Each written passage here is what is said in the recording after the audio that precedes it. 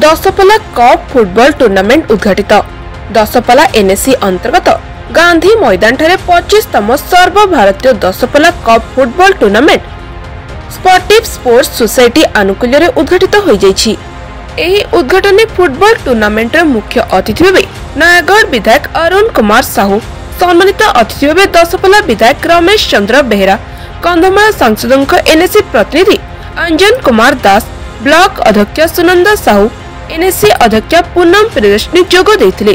कार्यक्रम प्रारंभ रे जातीय संगीत गान करिया परे आनुष्ठानिक भावे सोसाइटी पताका उत्तोलन करा जायतिला। एहा परे उभय दलर खेलाड़ी मानक सहित अतिथि परिचय प्रदान पर प्रतियोगिता आरंभ होइतिला। प्रथम दिन खेल रे खेलुथिले पॉपुलर फुटबॉल क्लब ढेंकानाल सहित वाईएफसी चौद्वार कटक दल। प्रथम दिनर खेल बेस चित्ताकर्षक होइथिबा बेले हजार हजार दर्शक खेल को उपभोग करथिले। पॉपुलर क्लब ढेंकानाल 3-1 गोल रे विजय होइतिला।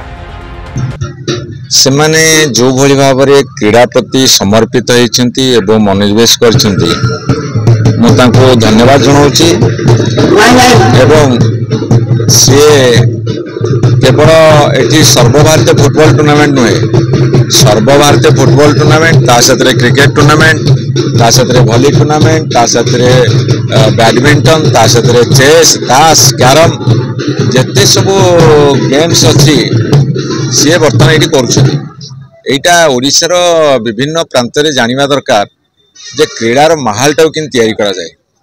25 वर्ष पूर्ति होची बर्तमान तांकर ये क्रीड़ा को एवं से माने बहुत बड़ आयोजन करिसेंती एवं यह सारा ओडिशा रे प्रतिध्वनित हो जहाँ फल कि सबु जगार सबु खेल प्रति समस्तंकर टिके आग्रह बढ़ू आउ खेल व्यायाम करियो माने मनीष सुस्थ रहिबो, गोटे सुस्थ समाज गठन हो पारिबो।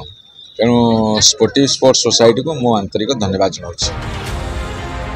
नयागढ़ जिला ब्यूरो चीफ रंजन दास का रिपोर्ट, साई सत्य न्यूज।